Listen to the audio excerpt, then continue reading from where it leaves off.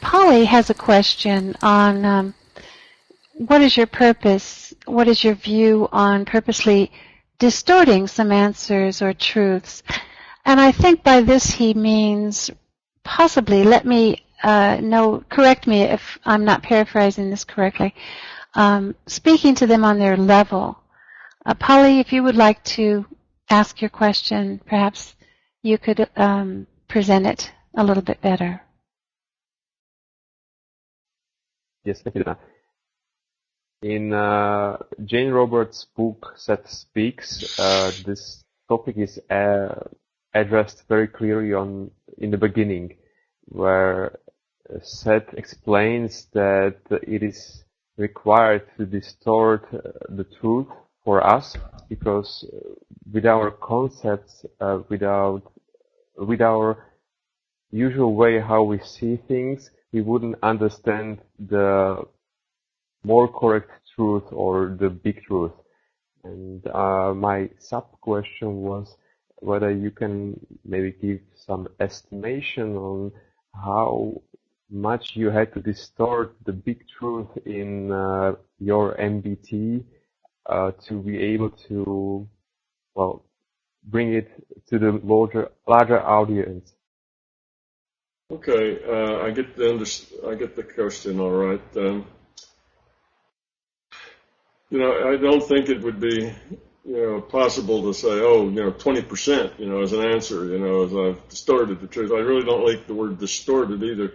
It's not so much that you distort it, although that's a fair word to put there, is that when you communicate with someone, you have to communicate starting with where they are.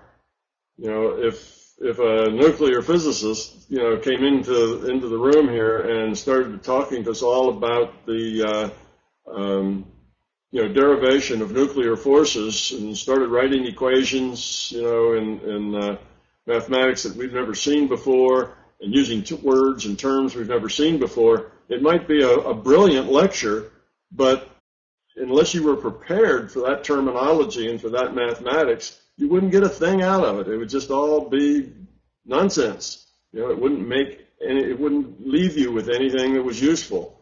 Well, that's the way it is with anybody talking to anyone. You have to start where people are, give them something that they can connect to, that they can interpret, and then start building it into the direction that you want to go. So, we call that, you call that distorting, that you're not just telling them the whole truth. Well, what is the truth? The truth may be so abstract that we can't express it very well in language, or we may have people with such a little bit of familiarity with, say, non-physical systems, the idea that information is non-physical and so on. That may be a hard thing to get. So we may have to start back a little bit from that.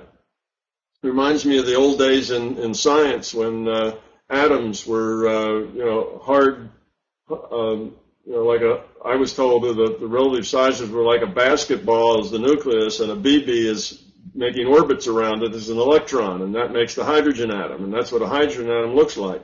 Well, scientists today would never tell you that because that's really an old idea. But that's still not a bad way of describing an atom to people that really have no concepts about it. When you tell people, well, the atom is really this point with attributes of charge at the center and attributes of mass, and then there's this probability cloud that is the probability that an electron may be somewhere around in the vicinity, and that's an atom. What do people do with that information? How do they process that? What they get out of that is physics is too hard to understand. Physics is so abstract that when you listen to a physicist talk about their systems, it doesn't mean anything to you. That's unfortunate because we need to use language that people can understand and then lead them a step at a time away from that. So about my books, how much of it is like that? Well, I tried very hard in my books, and this was the hardest thing that I had to do.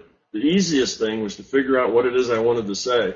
The hardest thing was saying in a way that people would understand it.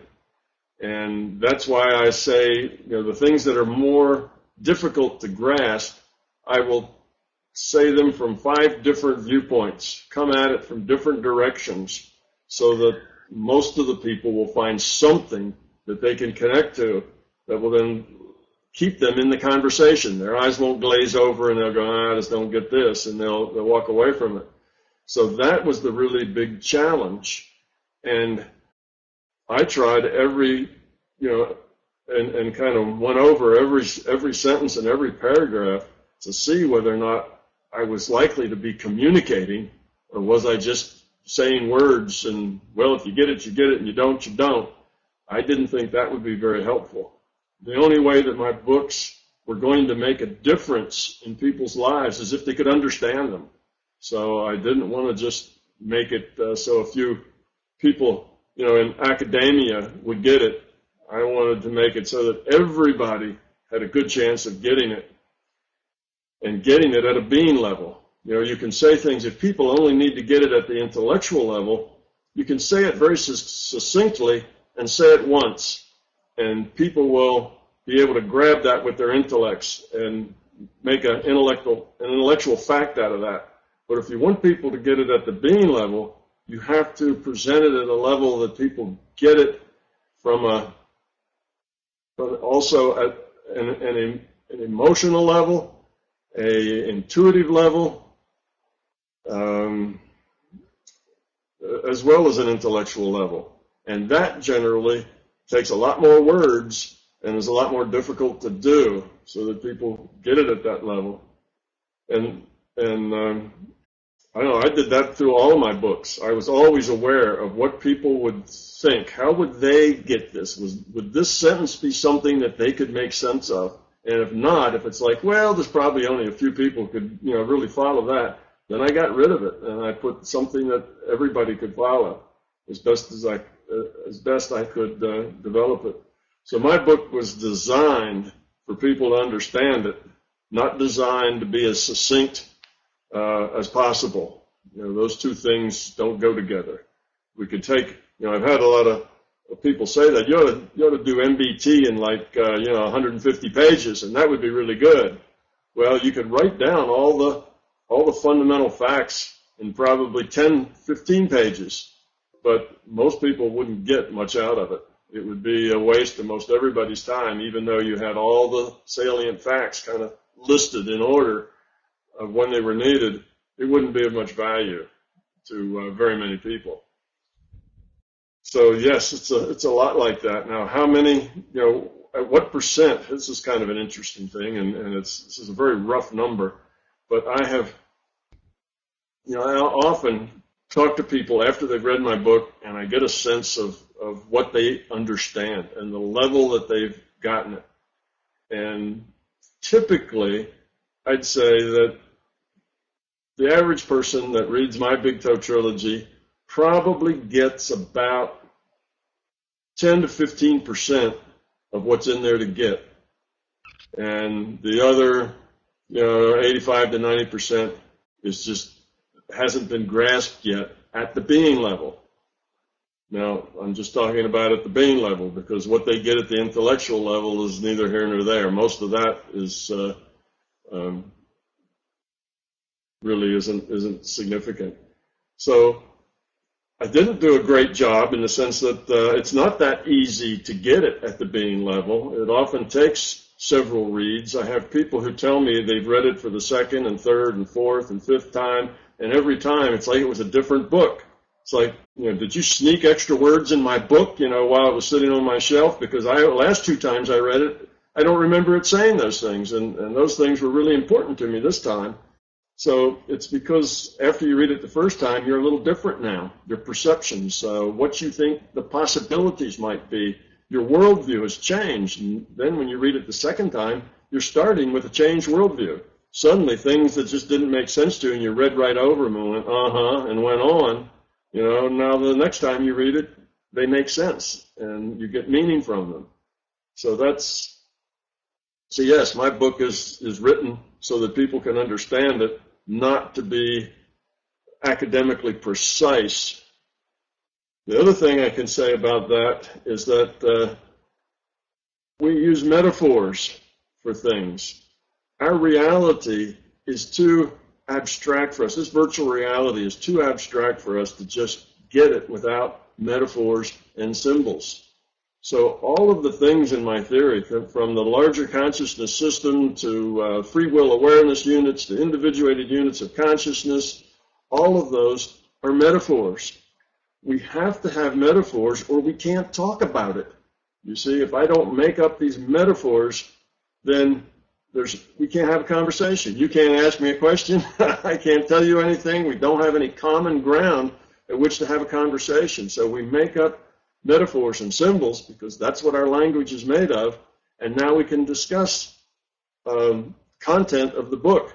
But until you put it in terms of these metaphors, then we can't talk about it. But I had never used the word Aum or larger consciousness system or any such other metaphor for this larger consciousness system, you know, and if you don't name it and make a metaphor, then how do you talk about it? Well, it's a very abstract idea, and it's a very abstract process. And unfortunately, people then get the metaphors and they take them too seriously. They think the metaphors are not metaphors, but they're all facts. So they ask, well, what's the relationship between a oversoul and a higher self? You know, well, these are two different metaphors for a similar idea. They're just metaphors. Well, how does the higher self interact with, you know, the larger consciousness system or with the free will awareness unit and so on? It's like, well, let's not worry too much about the details of these things because they're not really like, you know, how does the I don't know what else, you know, how does the engine, you know, relate to the transmission in your automobile, right? And we expect just a real precise definition there of how those two things connect and what they do. But it's not like this when we're talking about this theory of consciousness. These metaphors are not things. They are ideas and concepts that we need to talk about it, but we also need to realize that metaphors are metaphors. They help us understand, but we don't need to take them too seriously. Science does the same thing. You know, they measure something, and then they say, well, we've got this measured data, and this data looks as if there was a thing that we'll call an electron, as if there was a particle. And the particle has a certain mass and a certain charge, and now we talk about electrons. Well, electrons don't necessarily exist. They're metaphors. They're a symbol. They're a model. They're a way of talking about the data. They're an as if.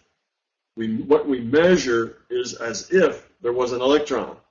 Well, that's why we start out with electrons that look like basketballs with BBs going around them, and then later we go, well, it sort of was if that, but now it's as if something else. Now it's a probability field. Now we see it as if there was a probability field. So we have to understand that a lot of things are symbols and metaphors, and you have an as if in front of them, you know, as if there was a digital information system. Why? Because that's a good metaphor and it fits the data really well. It's an excellent metaphor because of the data fit.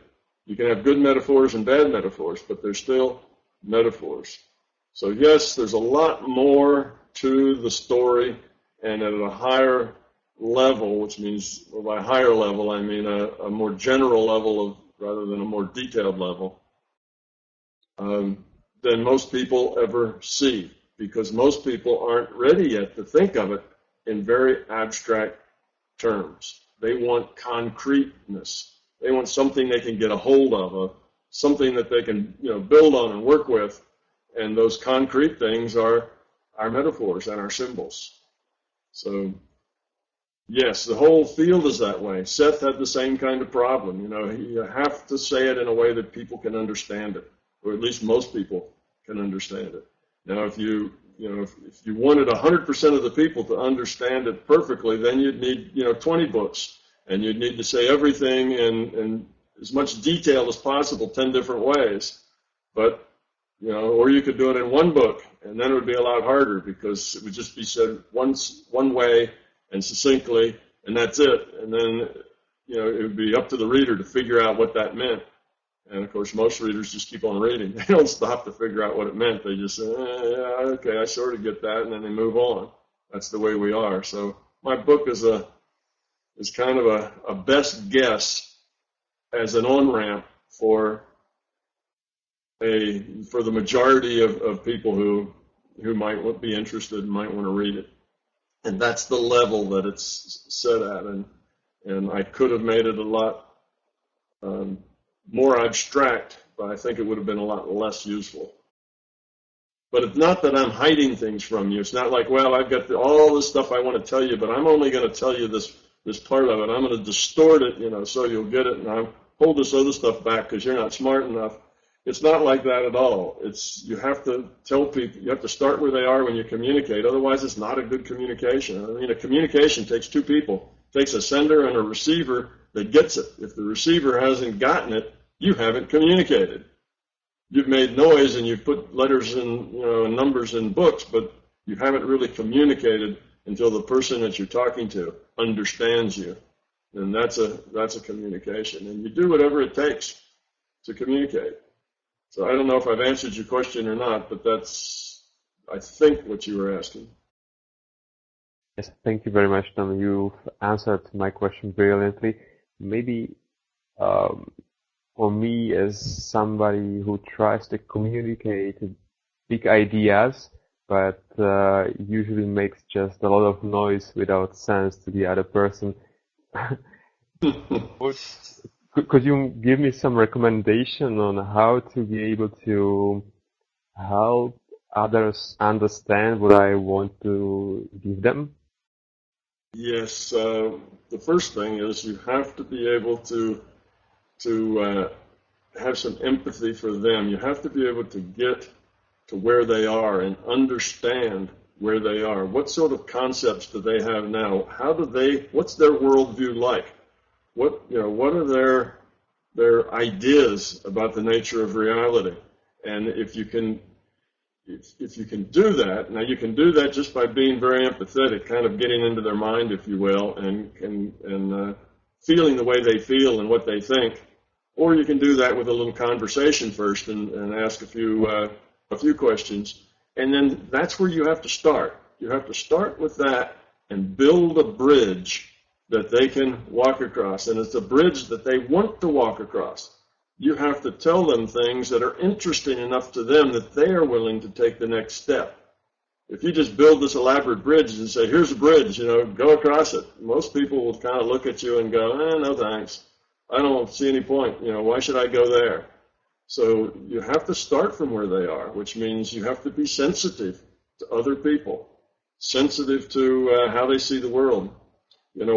Much of my book was generated by sending my thoughts out to people and asking them, what do you think? Did you get this? What are your thoughts on what I just sent you? And they'd read, maybe 10 pages I'd send them, and I'd get feedback. And the feedback would tell me often that they didn't get it at all. What I was trying to get across to them just didn't get across to them. So then I'd change it, and I'd add more text until most of the people said, yes, okay, I understand it now. This is what you're trying to say. And then I would move and go on. So people read my books, and sometimes they say that, the books are almost like I'm writing it just for them, because they'll have a question, and then in the next paragraph, I answer the question. Well, it's not because I was so clever. It's because I passed this out to lots of people, and they had problems with it, so then I tried to answer those problems in the next paragraph, you see. So my book is that way because that's the way it was written. I had a dozen or more early readers that I sent this stuff out to, and they were just interested in the subject. So they would take their time and read it and tell me what they thought, and I would keep adding until I thought they all got it. So that was how I did it. And you have to kind of approach it the same way. You talk to somebody, and you'd like to explain something to them, but start where they are with their thoughts. Find an opening that would be interesting to them, that would be a little step in your direction from where they are, and start there and realize that it might take a long time. It's not like you're going to, run into somebody that, let's say you have a brother or a cousin or somebody, you really like to explain this to them. Well, figure it might take you, 10 or 12 meetings with this person where you discuss this before they start to get a glimmer of what it really is you're trying to say. If you push it and rush it, mostly they will get an opinion that they don't want to listen to you anymore. And if you start talking about that, they'll either change the subject or tell you that, they're not interested. And now you've just made it impossible. Now you've cut off the probability, the possibility of ever communicating to them, because now they know that they're not interested. When if you let them gracefully to that point, they might be very interested. So it is a hard thing to do. It's a very difficult thing. You have to understand what's inside the other person's mind and how they're thinking about things, and be very respectful of that person. It's an individual, not this individual's too stupid to get it, but this individual, hasn't had enough background, hasn't had enough experience for this to make sense. So I'm going to have to help fill that in and take the long view. Good luck. It's a very difficult thing to do. Truly communicating with another human being is not easy.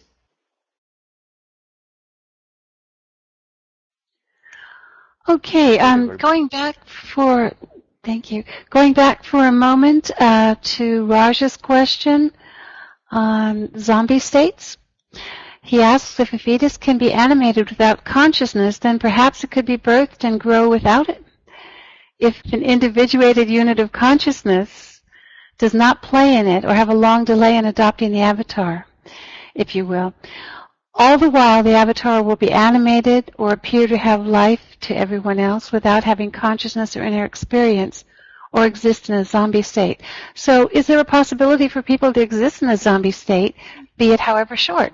Okay, now of course you have to realize the question is there a possibility? Yes, of course there's a possibility. There's almost always a possibility. The way that would work would be the larger consciousness system, basically, rather than playing any particular IUOC to that avatar, would basically just let it run on the, like an average. What would be the probable response given a situation? Just a typical response. And it could do that. It could just take kind of an average and let that run. But now it comes down, but is it likely? Would the system do that? And then the answer is probably not. So though it's possible, it's not likely that it would happen, because what would the system gain? The system isn't, the system really isn't set up to do that. It would be an exception. It would be something that would get in the way. It would just be a burden to do it. The way the system is set up is that you have individuated units of consciousness, and they pick these physical systems, as avatars, and then they make the choices in the consciousness, and because of that, they learn. So that's the way, it works. So if you were just running average responses in a background, then you wouldn't have any IUOC learning anything, making choices, growing. So you'd be wasting resources just to do something because you could do it, but it wouldn't have any purpose toward it. So yes, it's possible. And in very special circumstances, it might even happen a little while. Very special circumstances, in the margins at the 10 or 20 sigma level, all kinds of strange things happen. Sometimes an entity will have a consciousness connected with it when it's, say before it's born, when it first gets some sense data, all the way up till it's 1 or 2 years old, and then something happens and it's no longer practical anymore for that situation. That entity may leave and another consciousness may come in and take that over. You see? Now you're saying, oh wow, double zombie. But these things are possible, but they're not very likely. That's probably 1 in 20 million or something. But it does happen. And I've been associated with situations where that has happened. So any of these things are possible, but are they likely? Not very likely. It has to be very special, extenuating circumstances, and and then this stuff does happen in the margins. But yet that's possible, but I don't see any point in it. Why would the system want to do that? And the answer is the system really wouldn't want to do that. That's not the way the system's set up. It's not the way it works. It isn't a profitable use of its energy and time. So you will have, when the fetus has enough sense perception to be interesting, you probably have a consciousness there making decisions. What would be the decision? Should it do a flip or not? Should it start punching? Try punching its way out?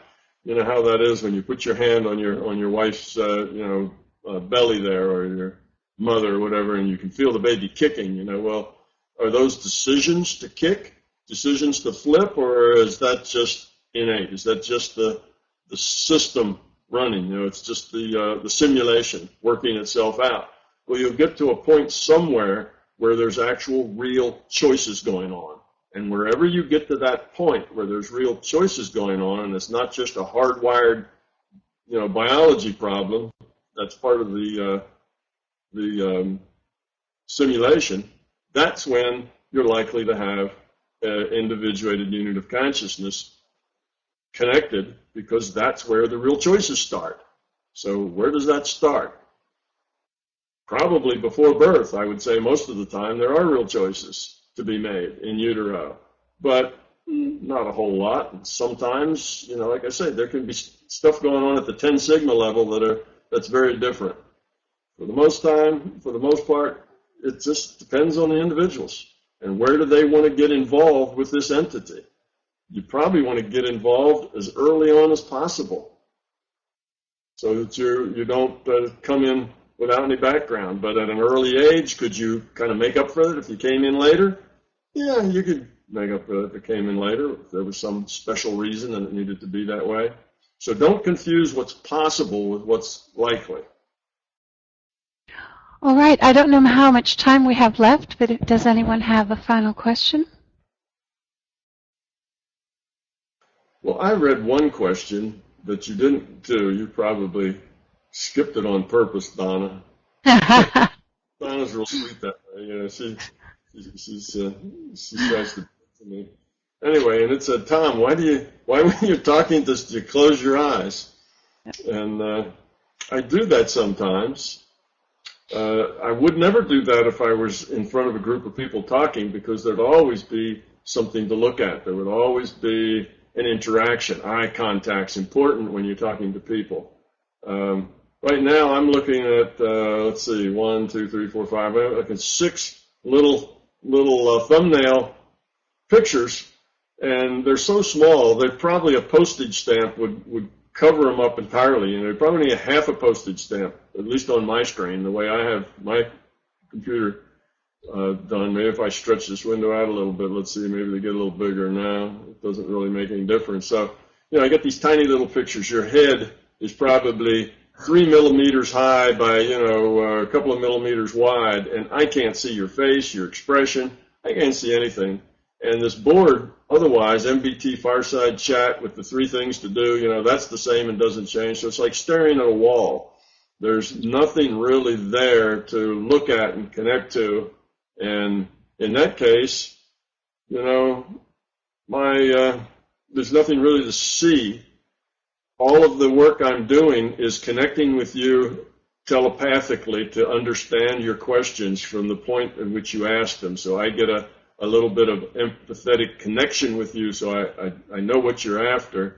And secondly, trying to go and say it in a way, just like we discussed, that you and the other listeners will probably understand it. So sometimes I give you more than what you asked for, because I'm not only talking to you, I'm talking to the 10,000 people who will hear this once it goes up on YouTube, and trying to make it intelligible for everybody that's going to listen to it. And I can do that just as well without looking at this more or less unchanging monitor that I have in front of me. So if it was just 2 of us on Skype and we both had, 4 by 5 portraits of our faces on the screen, then I'd be interacting more with non-verbal cues and facial expressions and I could look at your face and see whether you really understood that or not by the way you screwed up your nose or blinked your eyes or something, and I'd have other clues, but I can't do that here. So I close my eyes because it's the whole thing is really going on inside my head with my consciousness, and what I have, the physical sensations I have are not relevant. So it's just kind of normal for my eyes to just kind of drift shut, and I do this just as well, not looking or not hearing. And when I'm involved in this, just like most of you, I'm not really aware of my surroundings. I'm not aware of where I am particularly. I'm just an individuated unit of consciousness responding to other individuated units of consciousness, and what I see is irrelevant. So I may have my eyes shut or whatever, but I wouldn't do that if I was talking to you face to face. But I still joke. When I'm talking to you face to face, sometimes you'll see that my people who are more sensitive realize that I'm kind of going in and out to get data from other dimensions all the time during the conversation as I go, because that's just, and everybody does. It's just most people aren't very aware of it, so they don't do it consciously. So that's why sometimes my eyes are shut. I'm kind of detached from my physical system here while I'm talking to you. Too tiny. I can't see you very well. I can't make eye contact with a little tiny person.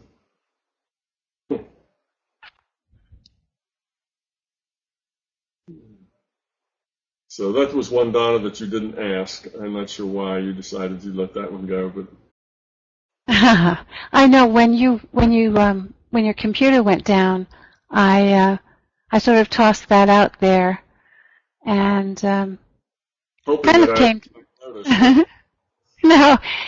came to the same conclusion. I thought perhaps, I think this is what you said, that you try to focus in on the person you're actually speaking to, and so that helps you focus that way. If you happen to just close your eyes. I do. Particularly if I'm in an audience where I'm talking to a live audience, and you can see them very clearly in a lot of detail, as opposed to little pictures over a monitor. I try to connect with them and their minds and their feelings so that I get the question in context, not just the words that they tell me, but the whole context of the question, and kind of why they're interested in that question. And so you pick that out of databases and other things to get that context. And like I say, everybody does that to some degree anyway. They just do it without knowing it. I'm just more aware of it, so I do it on purpose rather than just automatically, and you get a little more that way if you're doing it intentionally. So yes, I do, and I'm in and out all the time. And actually, I got a real interesting comment when I was in Ireland. There was a lady there, I can't remember her name right away, and she was a medium, and her thing was to connect with non-physical entities and so on. And I don't know whether it was during the questions or whether it was after the questions, but she said, I saw you coming and going all of the time while you were talking to us and connecting with things. And she says, what it appeared to me is this was Tom Campbell channeling Tom Campbell. And I laughed at that, and I said, that's a pretty good discussion, a pretty good description of what's going on. So people who are sensitive like that have commented on it quite a bit, that I'm in and out all the time while I'm standing up giving presentations. And so here, when I'm sitting in front of a screen that never changes and pictures too little to actually see, so my eyes go shut, and I kind of lose touch with the physical surroundings just because they're superfluous. They're not engaged. So if they're not engaged, you might as well just let them turn off. But that makes me look a little strange there. I'm talking to people with my eyes shut, and you shouldn't do that. You should always look like everybody else, otherwise the herd gets a little skittish. You're too weird. I try not to be too weird, but it takes a lot of effort.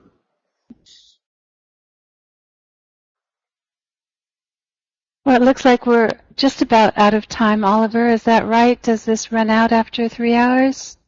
No, actually, we can keep going. Do you want to keep going? If I think I'm out of the actual questions that were posted legitimately now that Tom has answered the last one. I hope. So if anyone has anything to add.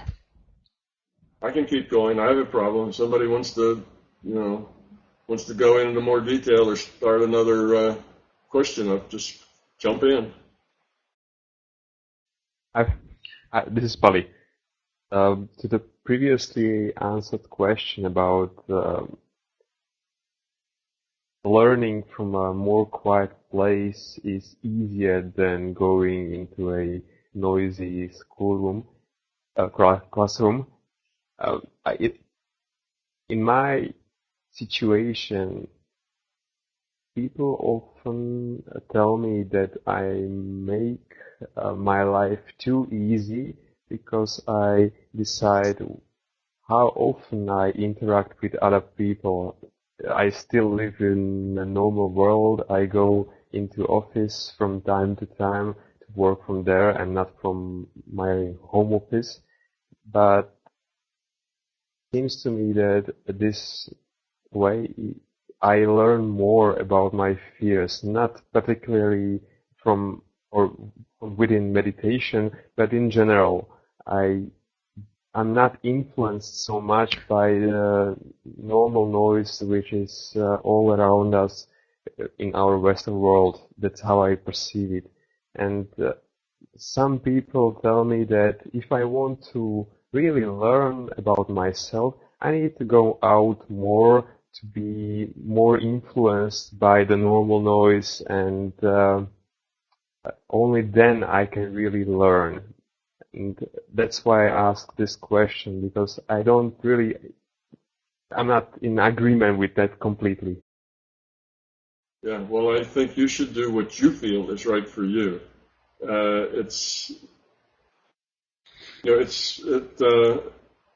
Everybody's different. How much they can get out of solitude, how much they can get out of lots of interaction. If you're an extrovert, you can get a whole lot more out of interacting with other people, in a loud kind of noisy way than if you're an introvert. If you're an introvert, that isn't comfortable. You don't learn much from that. You tend to close off. You tend to curl up and close that stuff off because it isn't a comfortable way to communicate. You much prefer communicating one-on-one or one on a few. And group things just aren't your thing if you're an introvert. So it depends on you. As long as you feel like you're learning and you're growing, then you do it the way it works for you. And don't worry about what other people, tell you. They're telling you that because what you're doing wouldn't work that well for them. So, they're looking at it, they're putting themselves as if you were them, and then they're giving you advice. So they would need more stimulation perhaps, but that doesn't mean that you do. So use your own intuition. If you feel like that you're learning and growing and it's working for you, then do it just your way. Now, if you feel like it's too easy, I'm not really learning or growing much because everything, I don't get enough input, I don't get enough change, and you feel like you could stand to go out more, then go out more. But it ought to be you and your intuition. Don't let other people tell you what you should do. You should do what feels good and productive to you. Now, if it just feels good but isn't productive, then maybe you should push yourself to go out and, interact with more people. But if it is productive, then don't feel like you're somehow messing up or not doing it right because you're not doing that. There's a time and place for all sorts of things. You may be in a mode now where it's mostly introspection is where you have to go. Most of your learning is inside, not outside.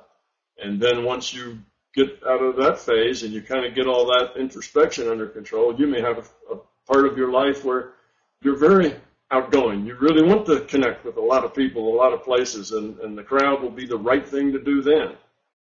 There's no right thing that's right for everybody, all of the time. So stand fast by the way you feel that it suits you. And if you're happy with your progress and your growth, then there's no need to change it. Yep. Yeah, nobody knows better than you do what's good for you and where your progress is. Anyone with any more to add or ask? Can you hear my microphone now? Yeah, Still? I hear you just fine. Okay, Yeah. good. I was just going to make a comment along the lines of what you were saying. I forget the name of the personality test that gives you 4 traits represented by letters. I think I'm an INFJ or something like that. But I had done that and looked at the common makeup for that personality type, and it was really insightful for me. And I showed it to my wife, and she goes, "Oh, I kind of understand you now." And one of those traits was being an introvert, and that a lot of introverts get recharged by being alone, as opposed to an extrovert when they're in crowds and they're around family and friends. That's what that recharges them. So it's kind of flipped. And my wife happens to be an extrovert, so we kind of have to make it work out by getting a little bit of both. But if you haven't done that personality test, it might be interesting just to see what some of the common traits are based on what what your outcome is. Yeah, that's a Myers-Briggs test, and I'm an INTP. Yeah, those things are interesting. But that's true. Everybody has to do it in their own way. You're on your own path, and you have to have the courage to say, well, I like this path. It's productive for me. I'm learning. I'm growing.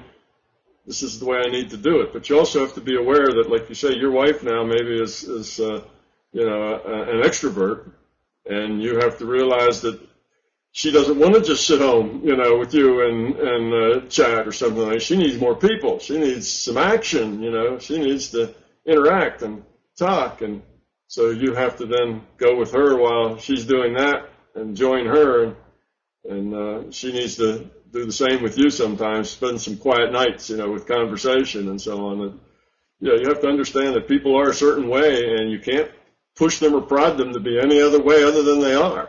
And they need to express themselves through their own particular way of being, and that's good. It's not like that's a problem. These other people need to be fixed to be more like you. It's just that's part of the the advantages of interacting with people is we're also different. It tends to the extrovert will draw you out some and get you to do things that actually you learn from, that you would never have done if it was just by yourself. And you probably get your wife to contemplate and think about things in a way that she maybe never would have done if it hadn't been for you. So you interact with a lot of different people, and it all helps. It all helps you grow up as long as you take it very positively and are willing to try to go where they are and see life through their eyes, at least some of the time. Okay, Tom, Raj has another comment about the out-of-body state. He's very left-brained and has had spontaneous out-of-body experiences over a couple of months, and then it stopped. And although he can live gracefully with uncertainty, he would really like to get back into that phase again.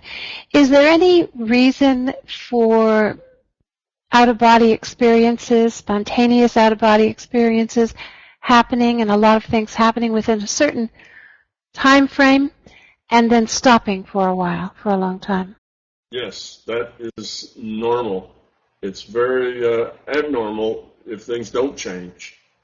And typically, the way it works is that you initially have spontaneous out-of-bodies or other such things. It could be a synchronicity or some other sort of thing to wake you up. It's kind of the, look, reality's bigger than you think. Look at these experiences.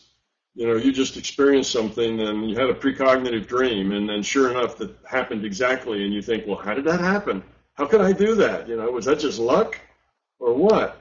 So it's an eye-opener. And it gets you thinking about the subject. It gets you out there on Google, looking around to see what you can find out about it. And that's why that happens. It's a start. All right. Now, if you were to continue with that and it was to be very available to you at this early stage, you probably would get very wound up with it. You'd probably get very focused on it, and that wouldn't be real good either. It's too much focus on that. You need to have a balance. So there'll be other times when it's just a dry spell as far as connections with the non-physical go, and what you're supposed to be doing during that dry spell is actually integrating and learning from the experiences you had. In other words, you haven't yet learned everything that there is to know from the experiences you've had. You've just started. You've found a couple of things, you've read some books, you've gotten some ideas, you know what's going on, and mostly that's in the intellect. Now you got to put that into your everyday life. You have to be it. And once you get to the point that a little more data from the larger conscious system kind of gets you spurred on and keep you going, it'll happen. So it tends to run in spurts. There'll be a time when it'll be very intensive. Every night you'll be doing things, and then it'll go through a period where you'll go for months and nothing like that will happen. And you'll try and nothing will happen. And then you'll get a little frustrated. Well, that means you need to back off and let it alone a little bit if it's making you frustrated. You're too wound up about it. It's getting too important. You need to back off. Well, that's how you get backed off. It just doesn't happen. You get frustrated, and then after a while, you get tired of being frustrated, and you go, I'm not even going to worry about that anymore. All right, I'm done with that. That's just not going to happen to me anymore. And that's when it'll probably start happening to you again, because now you've basically come to the point where you've let go of it, and you can deal with it with not so much drive toward it. Then you can deal with it, and it'll be valuable to you again. Whereas if you get too wound up with it, now you're pursuing it with your intellect. You're getting a lot of experience, but you're not really taking the time to turn that experience into changes at the being level. You're just getting out ahead of yourself. You're going, too much, and you're not making good use of it. So yes, that's normal for almost everybody. They go through very intense patterns of interaction with the non-physical, and then very long dry spells where they don't have any of that interaction. Don't worry about it. Just take what you have learned, make the most of your time with what you've got, and then it'll come back. If it's something that's on your path that you need to help along, something you're really interested in, it'll come back, particularly if you have a good attitude toward it. You don't want to do it like a carnival ride. You want to do it because you want to learn. You want to experience. You want this to be firsthand. Okay, left brain person needs that sort of thing, and if that's important for you, it'll come. You'll get it, but not if you get too wound up with it. That becomes more out of balance. There are people who get so wound up with this, they almost live their life in the other reality frame. It's such a draw for them. It's such a big deal that they lose the context. They lose the bigger picture. They get too wound up. And that's not good. You have to find a balance. And you don't want to be living in the non-physical, and the physical is just kind of here. You deal with it when you have to, but you don't really embrace it. You need to embrace what's physical and what's here and what's now. That's the main game that you're in. And then the non-physical is just a little bit of experience, larger, big picture experience on the side in doses that you can then slowly convert into understanding at the being level as you go. So that's what's going on. Perfectly normal. It happens to almost everybody. Yeah, we left brainers are very susceptible to that pattern. Would it be productive for him to continue attempts to learn to induce out-of-body experiences, such as experimenting with binaural beats or taking a course? Sure. You don't have to ignore it or walk away from it just because it doesn't happen to you spontaneously. You can still work on it. Just don't get frustrated with it. Sure, take a course, read, get some binaural beats, do this and do that. But take it with the attitude of, as something happens, good, it'll happen. But if nothing happens, that's good too. It's okay. It's not. I'm not driven. But if something doesn't happen, it's damn. I really want this to happen, and that's now you've gone too far. And it's because you feel that way, it's because all that energy that you feel that way is why it's not happening. So you need to just relax, take it as it comes, leave the intent out there that your motivation for this is to learn, to get more connected to the larger system. Then it'll happen as required or as necessary. But sure, you can do things. It's not that you should stay away from it for a while. Just don't get wound up with it. Let it be however it is. All right. Anyone else on that subject or another subject that? This is Pali again. I had one more topic or question. It was called Another Way How to Define the Meaning of Life. Basically, I like Tom's interpretation. That suits me very well, decreasing my own entropy. But for other people, I think a definition more in line with love is the answer and fear is not the answer may be more clear. And I found it in my vicinity few people who understood the first part or the second part more, but they have lacked the understanding of the other one. For example, one person understands very well that acting with unselfish love is bringing them happiness, but they don't understand why they shouldn't focus on expectations, why they shouldn't manipulate, why they shouldn't feel negativity, not really shouldn't, but why negativity is a sign for them that something's not really going on very well. And it seems to me that we can be happy if we don't have any negativity and very little, let's say, happiness. Or if somebody is producing negativity, he needs more happiness to be happy in life. So what I'm saying is, love is the answer is like we should pursue acting with love, but at the same time we actively need to pursue not acting with fear. Would you care to comment on that? Sure.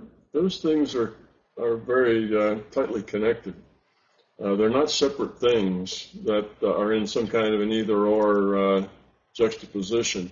If you were to eliminate all of your fear, if somebody, if one was to eliminate all of their fear, that means there'd be no ego,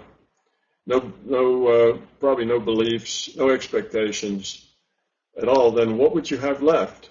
What would that person be like if they had no fear driving them? Well, they would be like love. They would be like caring. They would, be interested in other. So the two are connected in such a way that if you give up the fear, you kind of automatically become the love. If you take on more of the fear and the beliefs and expectations and ego, then you're less able to act with caring toward others, okay? Because it's about you. How can you act with caring to others when you're primarily really interested in getting what you want and what you need done? Then you're not going to act that way with others. So those two are related. They're not an either or. They're as you gain more fear, your capacity for love decreases. As you get less fear, your capacity for love grows. I guess that may be another way to say it. So people, of course, approach things piecemeal. People don't necessarily get the whole idea. They can say, okay, I can see that love's the answer, but I don't know why I got to quit manipulating people to get what I want. You see, they understand part of it, but they're not understanding the whole picture.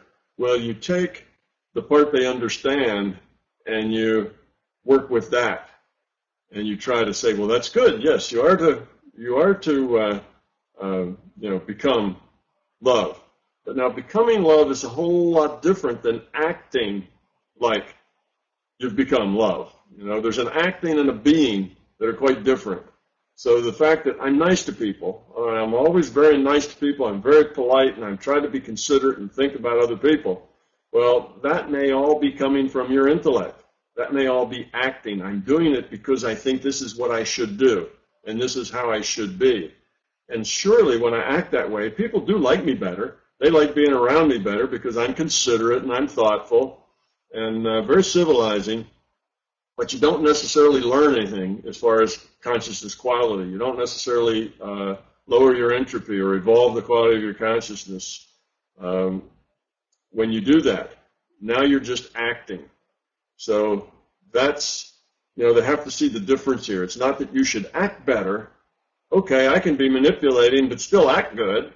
I can help little old ladies across the street, and I can I can act really nice, but I can also make sure that I get what I need and what I want.